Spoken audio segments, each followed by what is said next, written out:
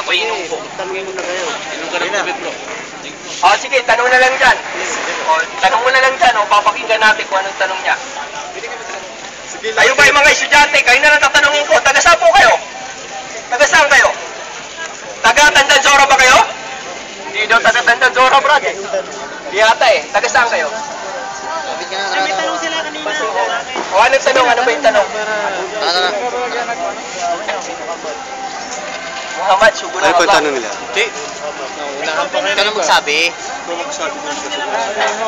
Saan daw sura sa... Huwag ka naman ya. Kasi Muhammad. Anong klaseng covenant? Yung covenant na pagkakasunduan? So,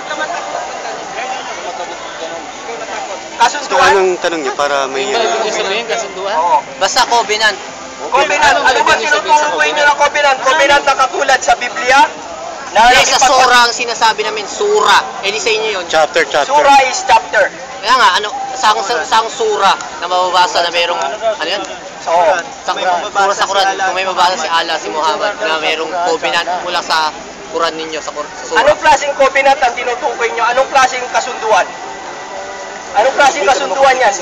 Sapagkat iba po ang konsepto ng kasunduan sa Biblia na kung saan ang Diyos doon ay nakipagkasundo.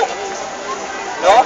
Sa Islam po, ang Panginoong Allah Subhanahu wa Ta'ala ay nag-utos, Inna arsalnaka rahmatan lil alamin. Yan po ay sinabi ng Panginoong Allah Subhanahu wa Ta'ala na ikaw ay aming ipinadala bilang awa sa sanlibutan. Yan po ang sinabi ng Panginoong Allah Subhanahu wa Ta'ala. At ang mga kasunduan na katulad ng sinabi ng Panginoong Allah Subhanahu wa Ta'ala, wa idh akhadha Allahu mithaqa bani Israil, sinabi, latubayinan na hulin nas. Sinabi ng Panginoong Allah Subhanahu wa Ta'ala sa surah Imran, doon sa nagtatanong, ang Panginoong Allah Subhanahu wa Ta'ala nakipagkasundo sa angkan ng Israel upang sa ganun ay ipayuliwanag sa sangkatauhan na ang tanging nararapat na sampay ng Panginoong Allah Subhanahu wa Ta'ala. Sa suratul Imran, isa po yan. No, yung sinatawag dyan na mita. At doon sa suratul Baqarah, marami rin doon na sinabi ng Panginoong Allah Subhanahu wa Ta'ala. So, tungkol naman doon sa pangalan ni Propeta Muhammad sallallahu alaihi wasallam ay nabanggit. Kasunduan daw. Ayun. Yung covenant na kasunduan. Anong covenant doon na tanging sa sampay ng Panginoong Allah? Meron po. Kung ano bang klaseng covenant, sapagkat magkaiba po ang covenant ng Biblia na tinutukoy ninyo. Nga po isa sura, di ba? Anong klaseng covenant ang tinutukoy mo? Ano bang napapaloob sa covenant? Pangako. Yung kasunduan. Anong klaseng kasunduan nga? Ay tinutukoy mo, maraming kasunduan. Kasunduan na walang dapat sambahin, maliban sa Panginoong Allah. Kung yan ang tinutukoy mo, sabihin natin sa Suratul Imran. Sa Suratul Imran. Anong klaseng covenant yung tinutukoy nyo? Sapagkat iba po ang covenant ng Biblia, iba po ang covenant sa Islam. Ang covenant sa Biblia, na ito ay pinapalooban ng mga sugo. No? Doon sa katulad ng King Saul, iba po ang covenant na yan. Iba po ang covenant ng tinatawag natin na angkan ng Israel. Sapagkat ang covenant na yun napapaloob para lamang sa kanila at hindi para sa sanlibutan. Iba po. Kung magiging specific kayo, ay malalaman natin kung anong klaseng covenant. Magkaiba po yung tinutukoy ninyo. Sapagkat ang covenant po sa Islam, ano ang covenant dito? Ang covenant sa Islam, ang pagsamba sa nag-iisang Diyos. Ito po ang kasagutan para malaman nyo. Ang sinabi ng Panginoong Allah Subhanahu wa Ta'ala sa loob ng Quran, Qul ya ahlal kitabi ta'alaw ila kalimatin sawain bainana wa bainakum alla na'budu illallah wa la nattakhidha ba'duna ba'dan arbab. Ang sinabi ng Panginoong Allah Subhanahu wa Ta'ala, o ang kanang kasulatan, halina sa kasunduan na tayo'y hindi sasamba ng ibang Diyos maliban pa sa Panginoong Allah. Yan po ang covenant. Yan po ang concept. Magkaiba po tayo ng description at definition ng covenant. Ang covenant sa Islam, tauhid. Walang ibang sasambahin kundi ang Panginoong Allah lamang. Yan po ang covenant. Yan ang kasagot. Kung hanap kayo ng iba, wala na po. Kung yung tinutukoy ninyo, yan masasabi namin, ang tanging covenant sa Islam, pagsamba sa nag-isa Diyos ang Panginoong Allah. Sino pa bang may ibang tanong? Una ko, brother.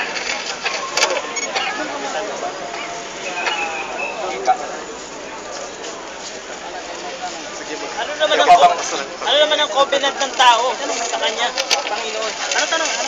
Sino ba nag-compile ng Quran? Oh? Nag-compile ng Quran. Ang nag-compile ng Quran, ang bumuo, o yung nagkaloob ng Quran. Ang nagkaloob ng Quran, unang-una ang Panginoong Allah. At ito ay ipinagkaloob sa dakilang propeta, si Propeta Muhammad sallallahu alaihi wasallam.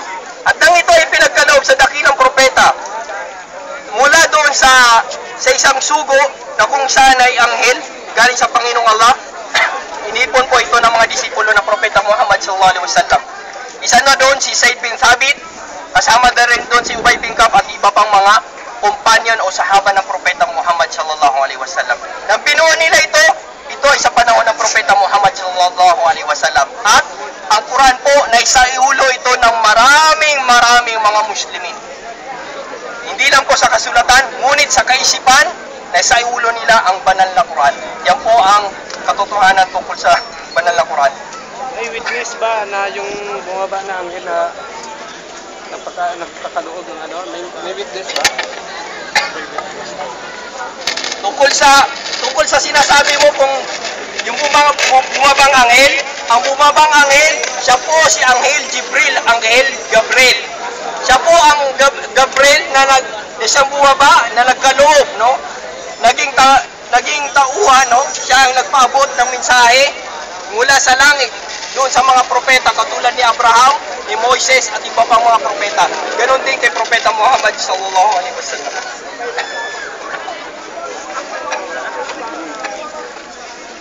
Tanong pa po. Ano pa pong tanong nila? Yes, tanong pa. Kami, ako ang magtatanong sa inyo, ha? Tanong bro. Tanong ka.